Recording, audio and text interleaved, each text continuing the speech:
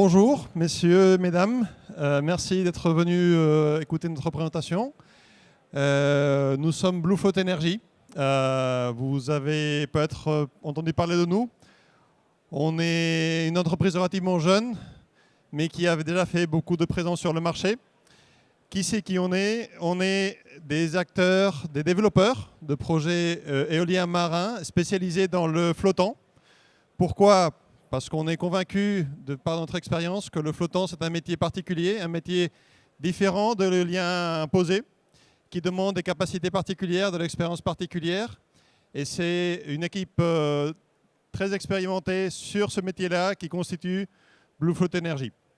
On a aujourd'hui plus de 5 gigawatts de pipeline en développement, souvent dans une étape initiale, puisqu'on est une entreprise relativement jeune. On concentre, comme je disais, une expertise sur l'éolien flottant assez particulière. Notre équipe a travaillé dans 2 des 3 projets éoliens flottants existants, le projet Windfloat Atlantic et le projet Kincardine. Moi-même, j'étais le directeur de projet de Windfloat Atlantic depuis ses étapes initiales jusqu'à la mise en l'approbation du projet.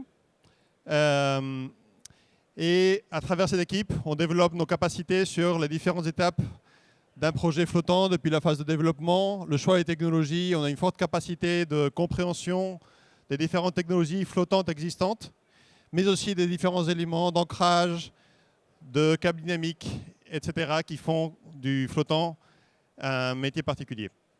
On contribue aussi à l'élaboration de chaînes de production pour l'éolien flottant, l'interaction avec les turbines, etc. Où est-ce qu'on est présent? On est déjà présent avec des équipes, des projets en cours de développement, participant dans des appels d'offres dans 6 géographies, en Europe, mais ailleurs aussi. Pas toutes sont publiques. On est présent en France, évidemment, présélectionné pour l'appel d'offres 5 avec nos partenaires de Vattenfall et de WPD. On est présent au Royaume-Uni, en Écosse. On participe à l'appel d'offres ScotWind avec Ørsted et avec Falcon Renewables. Donc, vous l'avez remarqué, on a été choisi par 3 des principaux acteurs de l'éolien offshore pour leurs premières aventures dans l'éolien flottant, ce qui montre notre savoir-faire sur ce domaine-là. On a notre siège à Madrid, un peu parce que c'est là qu'on habitait, mais on a une présence globale, une ambition globale, et on est appuyé, soutenu par une entreprise de développement de projets renouvelables basée à Houston, qui garantit la capacité financière de Blue Float Energy depuis les phases initiales de développement jusqu'à la phase d'investissement et à la phase d'exécution. J'ai avec moi une partie de notre équipe. Je vais leur passer la parole pour que vous puissiez connaître les différentes personnes qui constituent Blue Float Energy et qui vont présenter leur expertise et nos capacités. Naïlia. Merci beaucoup, Carlos. Désolée déjà pour mon français de départ, mais je vais faire un effort. Donc en fait, ici, on a décidé de vous présenter un tout petit peu les différents domaines qui sont importants chez Blue Float Energy, où on croit qu'on a une certaine expertise et on peut apporter des valeurs dans nos partenariats. Donc ici, en fait, moi, je suis responsable des affaires gouvernementales et réglementaires, et des affaires publiques.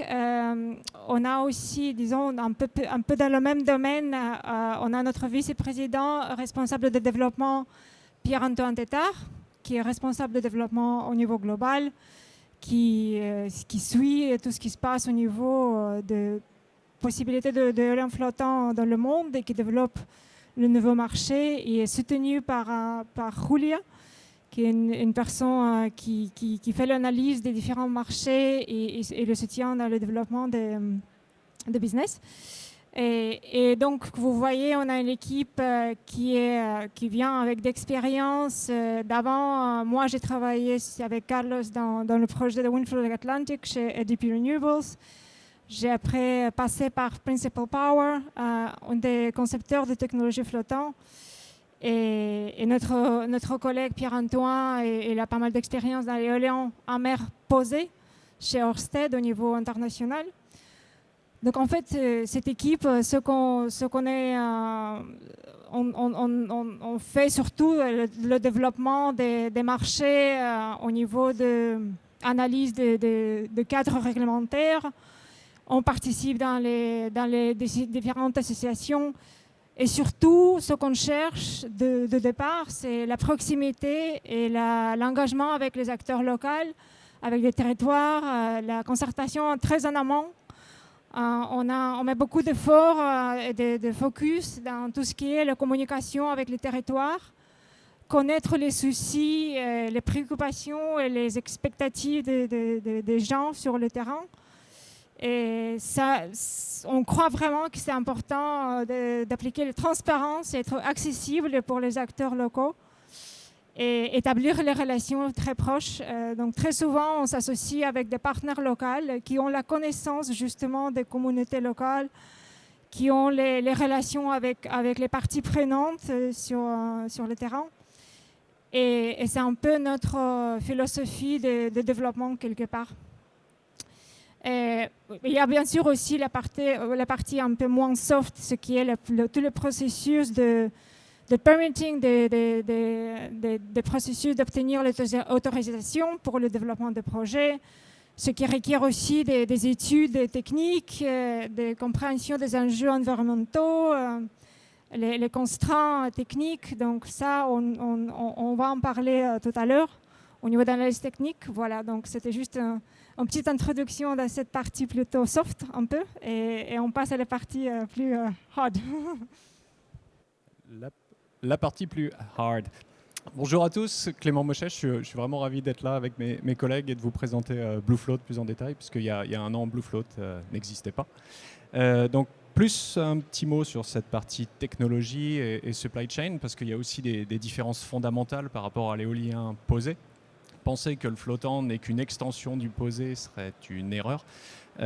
Voilà, donc moi j'ai la chance de représenter Bluefloat en France, mais aussi d'intégrer la partie technique en charge plutôt des systèmes d'ancrage avec mes collègues Rolleray, qui lui est notre directeur technique, qui était en charge de la fabrication des flotteurs de Windfloat Atlantique, avec Fernando aussi, qui lui nous vient de Kincardine, où il gérait la partie installation câble.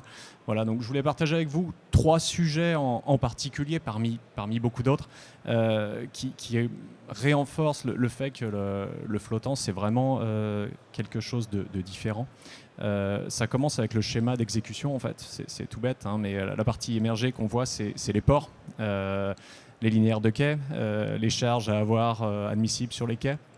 La profondeur d'eau disponible, le marnage, comment on gère ça, c'est très différent du posé. Donc là, il y a une approche vraiment spécifique à avoir, en particulier si on cherche à intégrer, comme le disait Naïlia, au maximum les ports locaux. Les ports, ils peuvent faire des investissements, mais ils ont aussi des limites. Et nous, notre approche, c'est de dire il faut que la technologie qu'on va choisir s'adapte au port et pas l'inverse. Voilà, donc il y a cet aspect-là qui est important et qui nous prend beaucoup de nos ressources. Comme je le disais, avec l'intégration du contenu local et comment on peut faire plus avec les acteurs du territoire. Le deuxième sujet qui est hyper important pour nous, c'est la technologie qu'on va utiliser. Donc nous, on n'est pas flotteuriste. On est par contre sélectionneur de technologie. On n'est pas non plus complètement agnostique.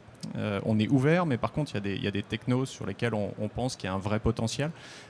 Et donc, on échange avec tous ces gens-là de manière construite pour essayer aussi de les faire progresser, de les challenger. Et voilà, essayer ensemble de faire maturer un peu la filière. Il y a une vraie question sur la bancabilité, parce qu'à un moment donné, ces projets, il va falloir les financer.